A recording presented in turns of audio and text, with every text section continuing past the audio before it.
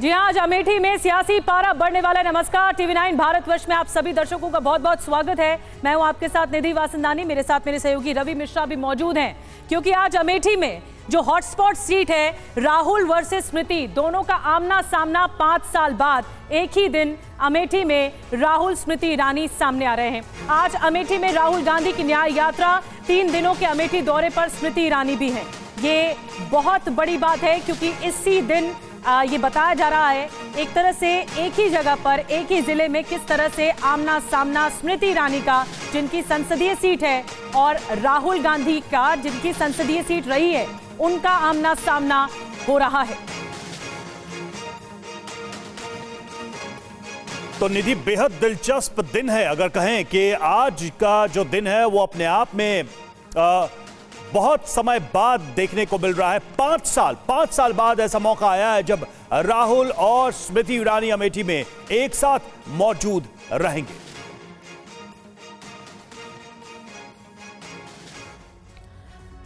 तो लोकसभा चुनाव नजदीक हैं और ऐसे में यूपी के अमेठी की सबसे हॉट स्पॉट सीट जो है वो है उस अमेठी जिस पर देश की निगाहें हैं। यहाँ केंद्रीय मंत्री स्मृति ईरानी सांसद हैं। 2019 के चुनाव में उन्होंने कांग्रेस नेता राहुल गांधी को शिकस्त दी थी। अब 5 साल बाद आज फिर अमेठी के दोनों दिग्गज वहां जुटने वाले हैं।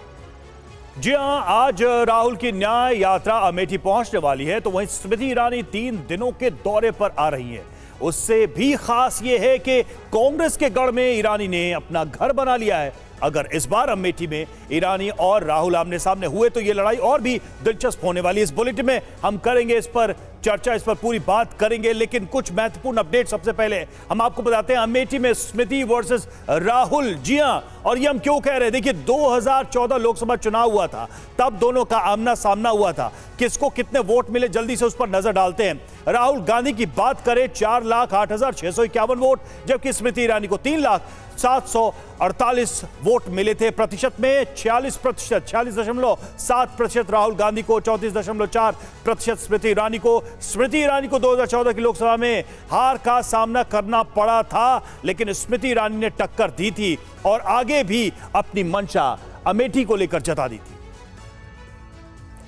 वहीं 2019 की बात अगर हम करें तो यहां के लोकसभा चुनाव में जो वोट प्रतिशत रहा वो भी हम आपको बता रहे हैं। बड़ी बात, स्मृति ने राहुल को 55,000 प्लस वोटों से हराया था, जो कि एक बहुत बड़ी जीत थी। इतने सालों से अमेठी से सांसद रहे राहुल गांधी को हराया। अमेठी की जनता ने स्मृति ईरानी को पसंद किया, और ये पूरा आंकड़ा हम आपको 2019 का बता रहे हैं, जिसमें वोट कितने वोटों से हराया, कितना वोट परसेंटेज हासिल किया। स्मृति ईरानी ने 49.71% हासिल किया था, और नतीजा ये रहा कि एक बड़ी जीत, एक बड़े अंतर से स्मृति ईरानी ने राहुल गांधी को हराया था।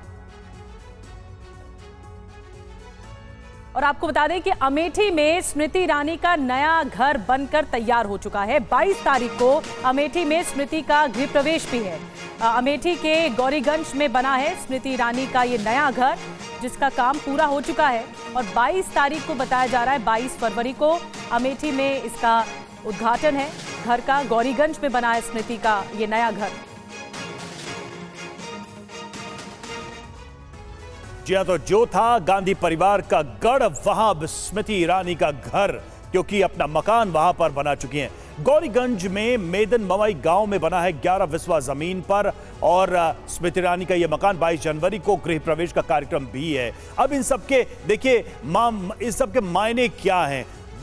मवई गांव में यह मकान बना है और अमेठी में बने रहने का ये संदेश है, यानी कि स्थायी तौर पर अब रहने का इरादा है। अमेठी में 11 विस्वा जमीन पर यह मकान बना है, लोगों से एक तरीके से सीधा कनेक्ट होगा। एक साइकोलॉजिकल इंपैक्ट भी कि हम अमेठी के निवासी हैं, वहां ही रहेंगे, वहीं के लोगों की सेवा करेंगे, ये संदेश देने की कोशिश। 22 तारीख को, 22 जनवरी को गृह प्रवेश का कार्यक्रम, और अमेठी पर पकड़ मजबूत होगी स्मृति ईरानी की।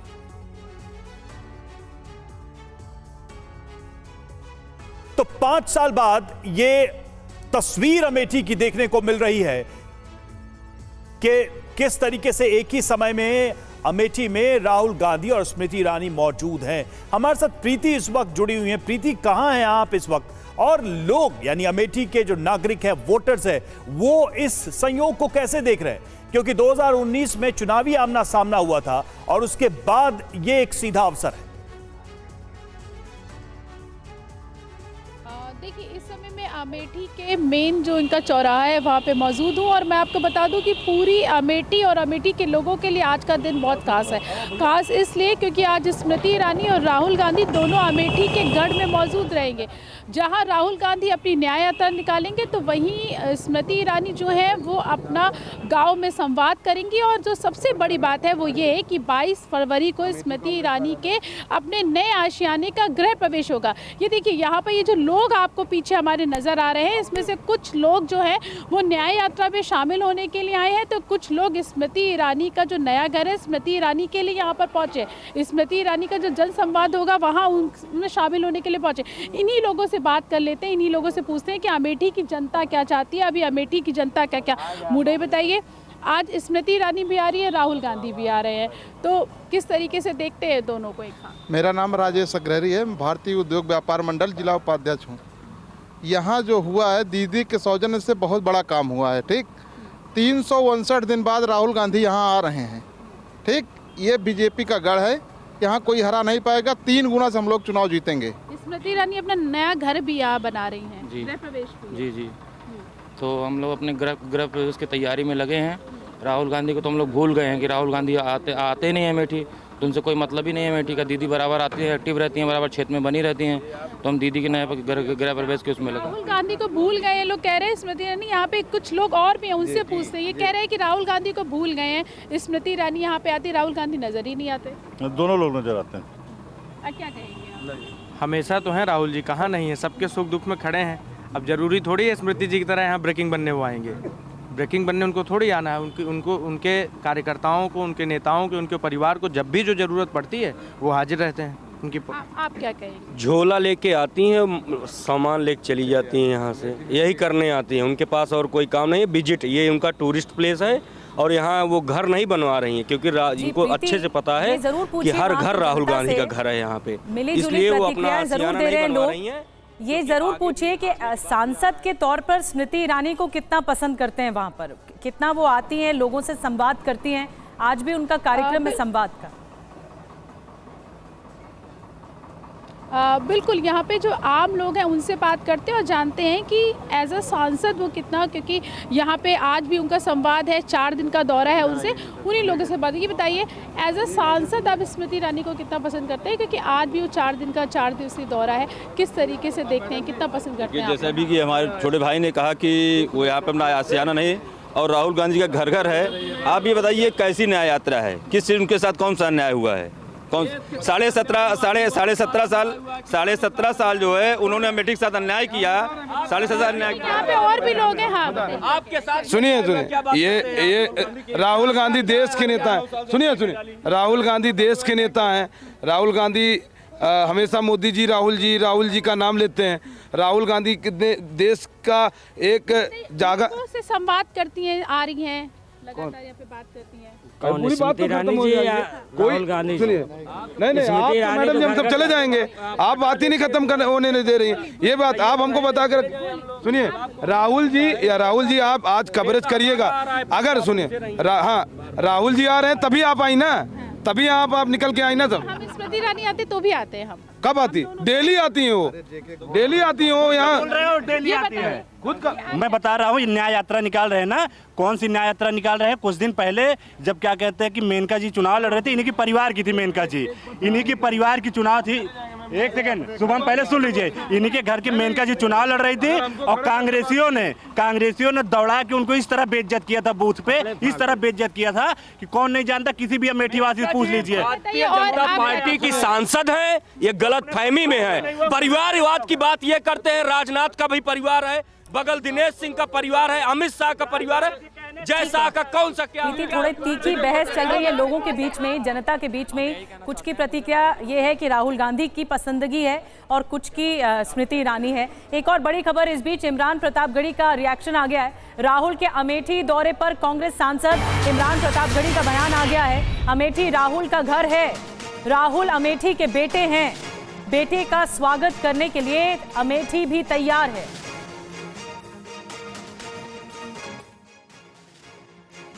देखिए, अमेठी राहुल जी का घर है। राहुल जी वहाँ से सांसद रहे हैं, अमेठी के बेटे हैं और अमेठी और प्रतापगढ़ एक है। तो प्रतापगढ़ अपने बेटे का स्वागत करने के लिए तैयार है। प्रतापगढ़ जहां से शुरू हो रहा है वो सरहद से लोग इंतजार कर रहे हैं, हजारों हजार लोग, और ऐतिहासिक स्वागत होगा आज राहुल गांधी जी का।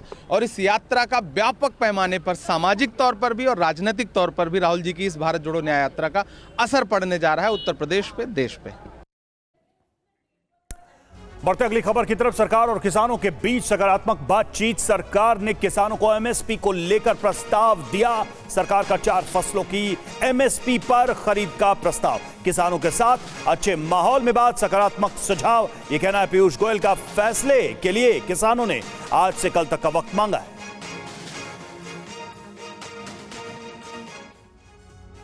तो किसानों और सरकार के बीच चौथे दौर में सकारात्मक बातचीत हुई। सरकार ने एमएसपी को लेकर किसानों को एक प्रस्ताव दिया, लेकिन किसानों ने कहा कि आज से कल तक वो सलाह मशवरा करने के बाद अपना फैसला सरकार को बताएंगे।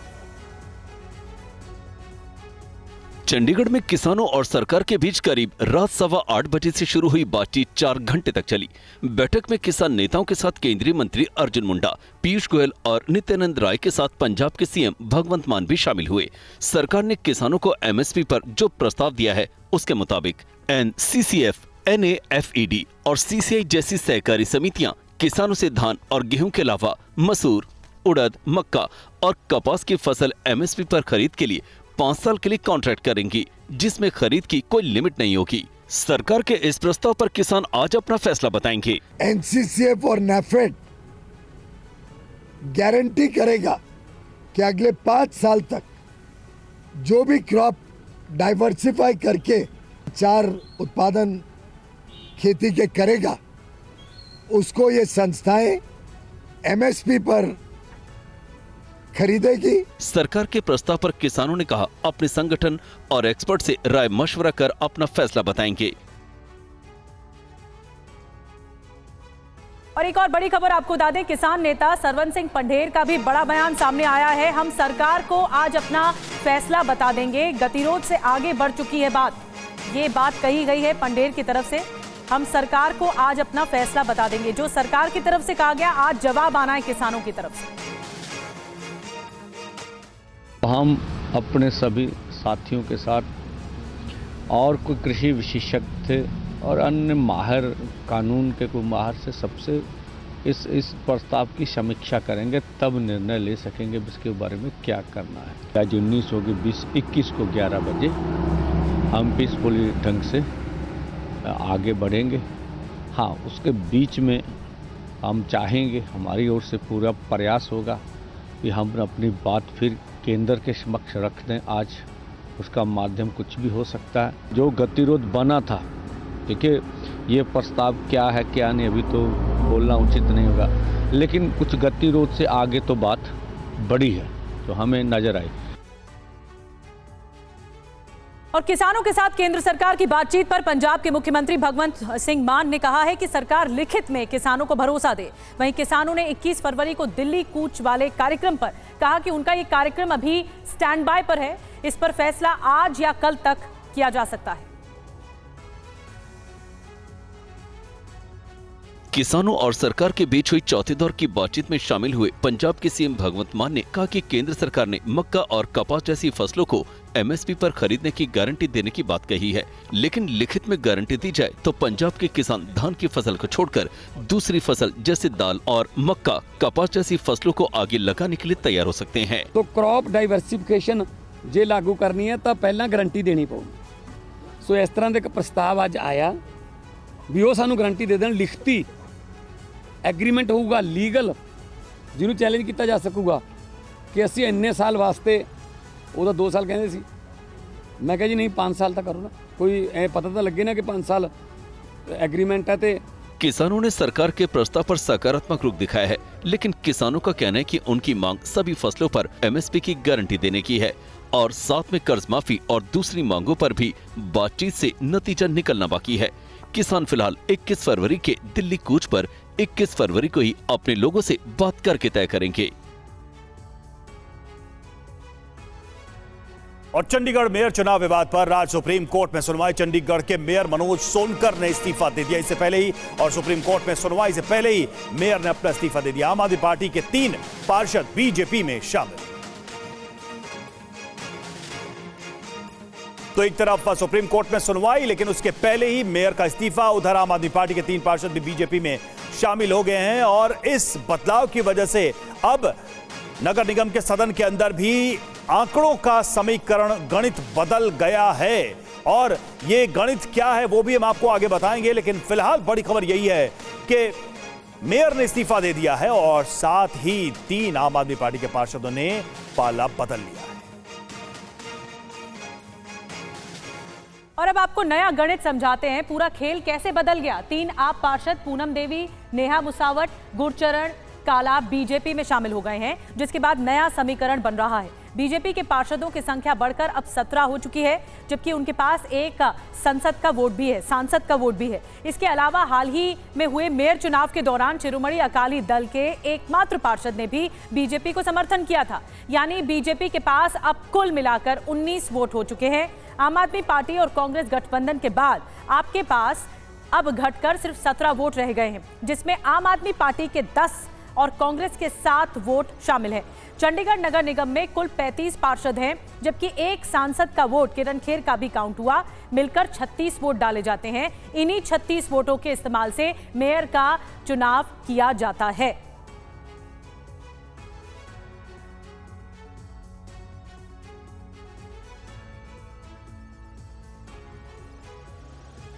रविवार को चंडीगढ़ नगर निगम में बड़ा उलटफेर हुआ।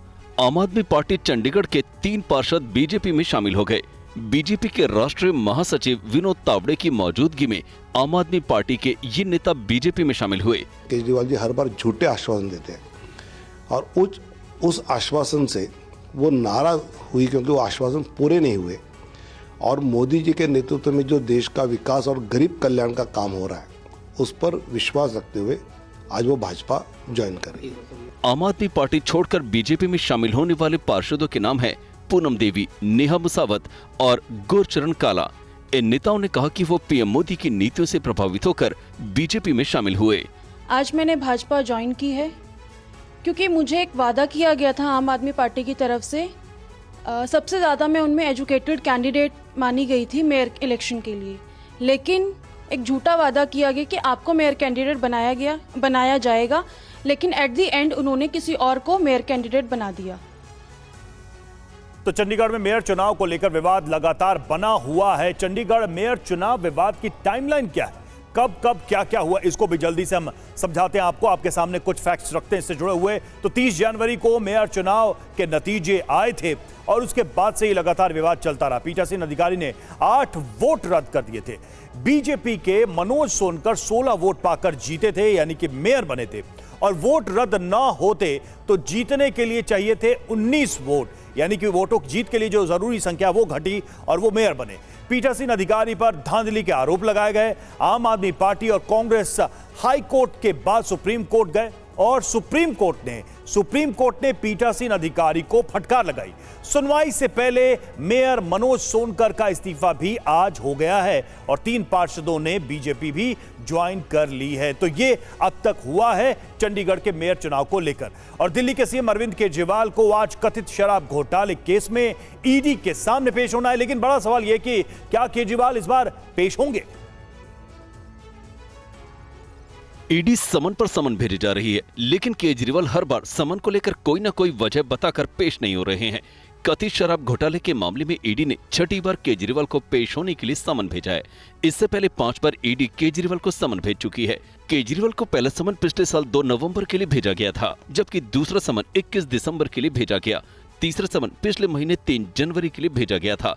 चौथा समन 17 जनवरी और 5वां समन 2 फरवरी को भेजा गया था। ईडी के समन को लेकर केजरीवाल बार बार मोदी सरकार पर परेशान करने का आरोप लगाते आ रहे हैं। केजरीवाल और उनकी आम आदमी पार्टी ईडी के समन को ही गैर कानूनी बताते हैं। बार बार केजरीवाल के पेश नहीं होने पर ईडी ने कोर्ट का भी दरवाजा खटखटाया था। कोर्ट के नोटिस के बाद 17 फरवरी को केजरीवाल वीडियो कॉन्फ्रेंसिंग के जरिए राउज एवेन्यू कोर्ट के सामने पेश हुए थे, जिसमें उन्होंने बजट सत्र का हवाला देकर फिजिकल तौर पर पेश होने के लिए थोड़ा वक्त मांगा था, जिसके बाद इस मामले में कोर्ट ने अगली सुनवाई 16 मार्च तय की है। कथित शराब घोटाला केस में मनीष सिसोदिया और संजय सिंह पहले से ही जेल में है। खबरों में आगे बढ़ते हैं। प्रधानमंत्री मोदी आज उत्तर प्रदेश के दौरे पर जाएंगे। यूपी दौरे में प्रधानमंत्री संभल में कल्की धाम मंदिर के शिलान्यास कार्यक्रम में भी शामिल होंगे। पीएम मोदी कांग्रेस से निष्कासित नेता और कल की पीठाधीश्वर प्रमोद कृष्णम के न्योते पर संभल जा रहे हैं। पीएम मोदी संभल जिले में आज सुबह 10:30 बजे कल्की धाम मंदिर का शिलान्यास करेंगे। इसके बाद वो एक सभा को भी संबोधित करेंगे। नरेंद्र मोदी गैरों को अपना बनाने का काम कर रहे हैं और कुछ ऐसे अभागे नेता है जो अपनों को भी गैर बनाने का काम कर रहे हैं। कमलनाथ जी के बेटे ने सारे जितने सोशल मीडिया है उन पर से अपना कांग्रेस का नाम हटा दिया। जो राष्ट्रभक्त होगा वो मोदी के साथ होगा। कल्की धाम के कार्यक्रम के बाद पीएम मोदी लखनऊ में होने वाली यूपी ग्लोबल इन्वेस्टर्स समिट में राज्य के विकास से जुड़ी कई महत्वपूर्ण परियोजनाओं का शुभारंभ करेंगे। पीएम मोदी दोपहर 1:35 पर लखनऊ पहुंचेंगे। दोपहर 1:45 पर यूपी ग्लोबल इन्वेस्टर्स समिट के चौथे ग्राउंड ब्रेकिंग समारोह का उद्घाटन होगा। दोपहर 2:15 से 2:25 तक रक्षा मंत्री राजनाथ सिंह का भाषण होगा। पीएम मोदी का भाषण 2:45 पर शुरू होगा। और बीजेपी के राष्ट्रीय अधिवेशन के दूसरे और आखिरी दिन पीएम मोदी ने पार्टी कार्यकर्ताओं से अगले 100 दिन चुनाव की तैयारियों में जी जान से जुट जाने को कहा है। इसके बाद बीजेपी शासित राज्यों के मुख्यमंत्री और उप मुख्यमंत्री की बैठक में चुनावी तैयारियों की रिपोर्ट पेश की। अब अगले 100 दिन नई ऊर्जा, नया उमंग, नया उत्साह, नया विश्वास, नए जोश के साथ काम करने का है। चुनाव के लिए पीएम मोदी ने कार्यकर्ताओं और पार्टी नेताओं को साफ संदेश दे दिया है। कल राष्ट्रीय अधिवेशन के दौरान पीएम मोदी पार्टी अध्यक्ष जेपी नड्डा, गृह मंत्री अमित शाह और रक्षा मंत्री राजनाथ सिंह के साथ हुई बैठक में बीजेपी शासित मुख्यमंत्री और उप मुख्यमंत्रियों ने लोकसभा चुनाव की तैयारियों पर अपनी रिपोर्ट पेश की। इस बैठक में जिस राज्य में जो सबसे बेहतर योजना बनाई गई उसके बारे में बताया गया। त्रिपुरा के सीएम मणिक साहा ने बताया कि लोगों के लिए शिकायत निवारण ऐप तैयार किया गया है। गांव चलो अभियान को लेकर भी बैठक में फीडबैक दिया गया। बैठक में पीएम का ज्यादातर फोकस मुख्यमंत्रियों की बात सुनने पर था। 1-2 सीएम से पीएम ने सवाल भी पूछे। और दिल्ली में कल खत्म हुए 2 दिनों के बीजेपी के राष्ट्रीय अधिवेशन में कुछ बड़े फैसले लिए गए हैं। इनमें से सबसे अहम पार्टी के राष्ट्रीय अध्यक्ष और संसदीय बोर्ड की शक्तियों को बढ़ाने को लेकर फैसला किया गया है। जीत दिखी है। आने वाले आम चुनाव से पहले बीजेपी की 2 दिवसीय राष्ट्रीय अधिवेशन में राष्ट्रीय परिषद ने बीजेपी के राष्ट्रीय अध्यक्ष के रूप में जेपी नड्डा के कार्यकाल को जून 2024 तक बनाए रखने की मंजूरी दे दी है। हालांकि ये फैसला पिछले साल जून में हुए बीजेपी कार्य समिति की बैठक में लिया गया था, लेकिन अब तक बीजेपी के संविधान के मुताबिक संसदीय बोर्ड के फैसले को राष्ट्रीय परिषद से मंजूरी लेना आवश्यक होता था। इसके साथ दूसरा निर्णायक फैसला संसदीय बोर्ड की शक्तियों को लेकर हुआ। बीजेपी के संविधान में संशोधन कर ये तय किया गया कि बीजेपी के राष्ट्रीय अध्यक्ष का कार्यकाल बढ़ाने या घटाने के लिए पार्टी की राष्ट्रीय परिषद से मंजूरी लेने की कोई जरूरत नहीं होगी, बल्कि संसदीय बोर्ड का ही अंतिम फैसला माना जाएगा। नए संविधान के मुताबिक पार्टी के राष्ट्रीय अध्यक्ष के फैसले को संसदीय बोर्ड के सामने मंजूरी के लिए रखा जाएगा। संसदीय बोर्ड के किसी भी सदस्य को हटाने और नया सदस्य बनाने का अधिकार अब बीजेपी अध्यक्ष का होगा। हालांकि बाद में संसदीय बोर्ड से मंजूरी जरूरी होगी।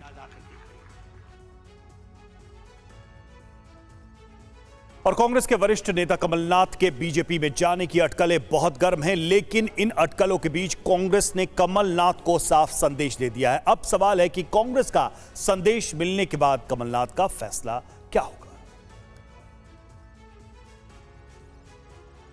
कमलनाथ के बीजेपी में जाने की अटकलों से कांग्रेस के अंदर तूफान मच गया है। इस बीच कमलनाथ को कांग्रेस आलाकमान की तरफ से 2 टूक चेतावनी भी दे दी गई है। कमलनाथ को लेकर सूत्रों के हवाले से कहा जा रहा है कि कांग्रेस आलाकमान ने साफ कह दिया है कि पिता कांग्रेस में रहे और बेटा बीजेपी में चला जाए। ये कांग्रेस का मंजूर नहीं है। कांग्रेस ये नहीं चाहती कि कमलनाथ को बीजेपी में जाने दिया जाए, जिससे खराब संदेश जाए। इसलिए इस मामले में वरिष्ठ नेता दिग्विजय सिंह ने मोर्चा संभाला और कमलनाथ से बात की। दबाव ईडी का, आईटी का, सीबीआई का जो सब पर है वो उन पर भी है, लेकिन कमलनाथ जी का चरित्र दबाव में आने वाला नहीं रहा है। इससे पहले दिन में कांग्रेस नेता और कमलनाथ के करीबी सज्जन सिंह वर्मा ने भी कमलनाथ से मुलाकात की थी। कल भी वो कांग्रेस में थे, आज भी कांग्रेस में और कल भी कांग्रेस में रहेंगे, परसों का मैं नहीं कहता। उधर बीजेपी सिख दंगा मामले में कमलनाथ को लेकर असर है। ऐसे में अब सियासी गलियारे में कमलनाथ के अगले फैसले को लेकर इंतजार है।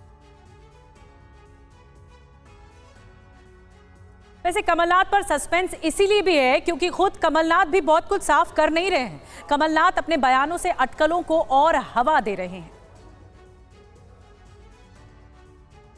कमलनाथ ने अब तक के अपने बयानों में न तो बीजेपी में शामिल होने से इनकार किया है और न ही स्वीकार किया है, बल्कि अभी तक वो सवालों से बचते ही दिखे हैं। कमलनाथ कुछ भी साफ साफ नहीं बोल रहे हैं। उन्होंने इतना जरूर कहा कि उनकी किसी से बात नहीं हुई है। कमलनाथ ने रविवार को मीडिया से बात करते हुए बीजेपी में जाने के सवाल पर सीधे सीधे कुछ नहीं बोला, लेकिन कहा कि अगर इसे लेकर कोई फैसला होगा तो वो मीडिया को सूचित करेंगे। मैंने कल कहा था कि अगर ऐसी कोई बात हुई सबसे पहले मैं आपको सूचित करूंगा।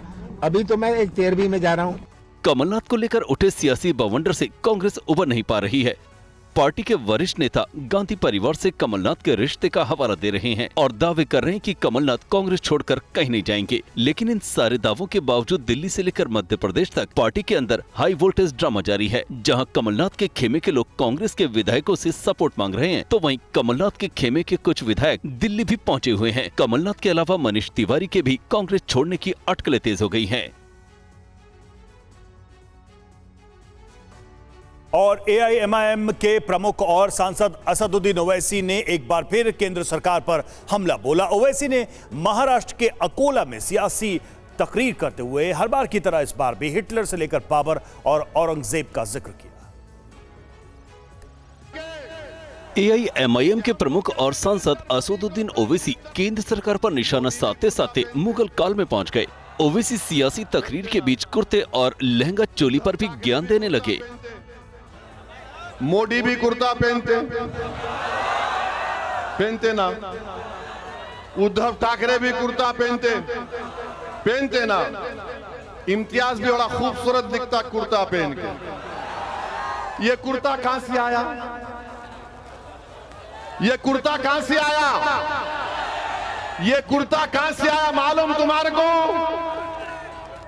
अरे वो बाबर दिया जी कुर्ता। ये प्याज खाते आप लोग? प्याज कहां से आई?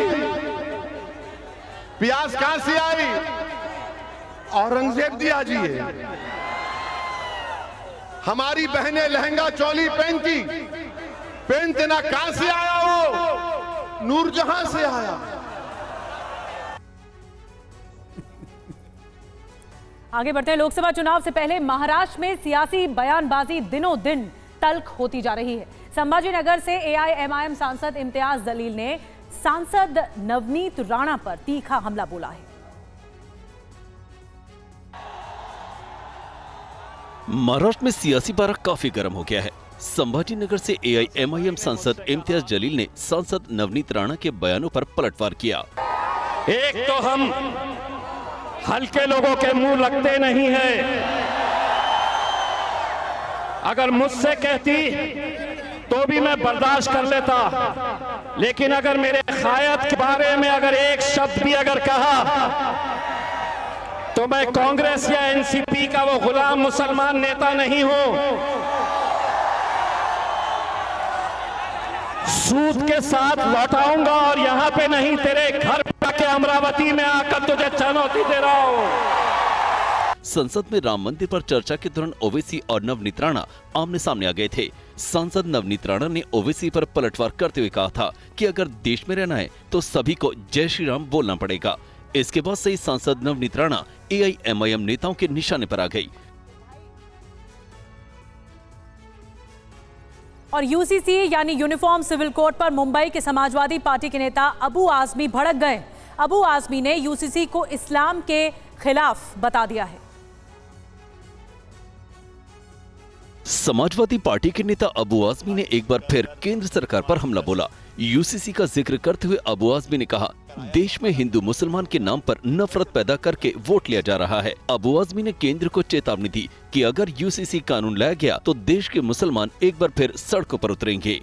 और हमारा इम्तिहान ले रहे, हमसे सर्टिफिकेट मांग रहे हैं।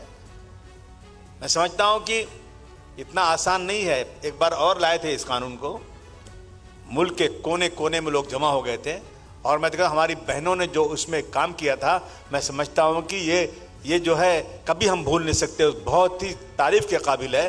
पूरे मुल्क में जो हंगामा हुआ था, अगर फिर सरकार ने इस तरह की हरकतें शुरू की, मैं समझता हूं फिर मुल्क में एक बार लोग जमा होंगे और इसके मुखालफत जरूर करेंगे।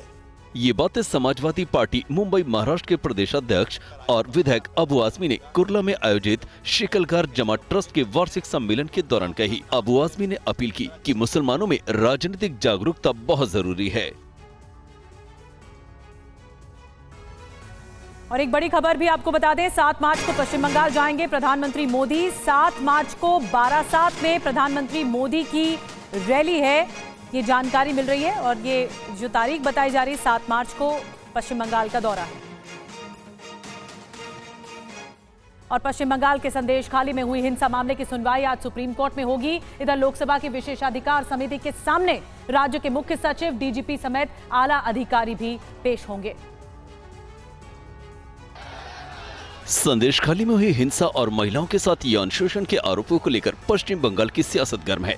बीजेपी और टीएमसी आमने सामने है। कांग्रेस भी ममता सरकार पर हमलावर है। आज का दिन संदेश खाली मामले को लेकर कई लिहाज से काफी अहम है। राष्ट्रीय महिला आयोग की अध्यक्ष रेखा शर्मा आज 2 दिनों के पश्चिम बंगाल दौरे में संदेश खाली जाएंगी। एनसीडब्ल्यू चीफ, राज्य के मुख्य सचिव और डीजीपी के साथ बैठक भी करेंगी। इसके अलावा लोकसभा की विशेषाधिकार समिति के सामने मुख्य सचिव, डीजीपी के साथ संदेश खाली के डीएम, एसपी, थानाध्यक्ष पेश होंगे। पश्चिम बंगाल बीजेपी के अध्यक्ष और सांसद सुकांत मजूमदार ने बशीरहाट में प्रदर्शन के दौरान पुलिस पर बदसलूकी का आरोप लगाया है। इसी शिकायत पर मुख्य सचिव, डीजीपी को तलब किया गया है। इस बीच इधर सुप्रीम कोर्ट में भी इस मामले को लेकर दायर जनहित याचिका पर सुनवाई होनी है। सुप्रीम कोर्ट के वकील अलक आलोक ने जनहित याचिका में मांग की है कि निष्पक्ष जांच के लिए मामले को राज्य से बाहर भेजा जाए, हिंसा पीड़ितों को उचित मुआवजा दिया जाए, दोषी पुलिसकर्मियों के खिलाफ अनुशासनात्मक कार्रवाई हो। और एक और बड़ी खबर आपको बता दें, आज भी केजरीवाल, अरविंद केजरीवाल ईडी के सामने पेश नहीं होंगे। ईडी का समन गैर कानूनी है, यह आम आदमी पार्टी का एक बार फिर से कहा गया है। आम आदमी पार्टी की ओर से बार बार समन भेजने की बजाय कोर्ट के फैसले का इंतजार करें, यह भी कहा गया। जितेंद्र भाटी और ज्यादा जानकारी की आज क्या वजह बताई जा रही है। जितेंद्र, क्यों पेश नहीं होंगे ईडी के सामने? बिल्कुल, देखिए अभी जो पहला प्रतिक्रिया आम आदमी पार्टी की तरफ से आ रही है इससे वो ये है कि इस हमन को भी गैर कानूनी बताया और साफ तौर पे कहा है कि ईडी खुद जब इस मामले को कोर्ट लेके गई है तो कोर्ट के निर्णय आने तक आपको जल्दबाजी क्या है, आप क्यों भेज रहे हैं, बार-बार समन ना भेजे।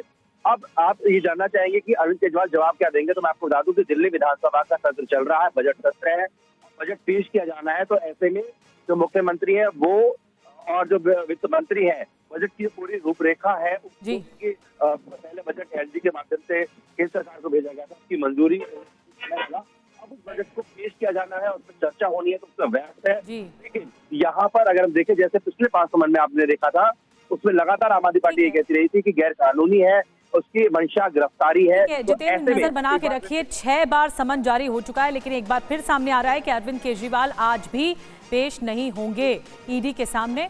और आपका कहना यह है कि ईडी का मसला ही, वैधता का मसला ही सुप्रीम कोर्ट में इस वक्त है। आगे बढ़ते हैं। टीएमसी की नेता महुआ मोइत्रा को आज ईडी के सामने पूछताछ के लिए पेश होना है। पैसे लेकर संसद में सवाल पूछने के मामले में ईडी ने फेमा के तहत महुआ मोइत्रा को समन भेजा है। कैश फॉर क्योरी केस में प्रवर्तन निदेशालय के सामने आज टीएमसी नेता महुआ मोइत्रा की पेशी है। एजेंसी ने महुआ को पेश होने के लिए 15 फरवरी को ही समन जारी किया था। ईडी ने उनको कथित विदेशी मुद्रा उल्लंघन के मामले में पूछताछ के लिए बुलाया है। महुआ मोइत्रा के बयान दर्ज करने के बाद फॉरेन एक्सचेंज मैनेजमेंट एक्ट यानी फेमा के प्रावधानों के तहत बयान दर्ज किया जा सकता है। टीएमसी नेता महुआ मोइत्रा पर कारोबारी दर्शन हीरानंदानी से कथित तौर पर कीमती तोहफे लेने और उनके साथ संसद की वेबसाइट की यूजर आईडी और पासवर्ड शेयर करने के आरोप हैं। इस मामले में पिछले साल 8 दिसंबर को संसद की आचार समिति की सिफारिश पर महुआ की संसद सदस्यता रद्द कर दी गई थी।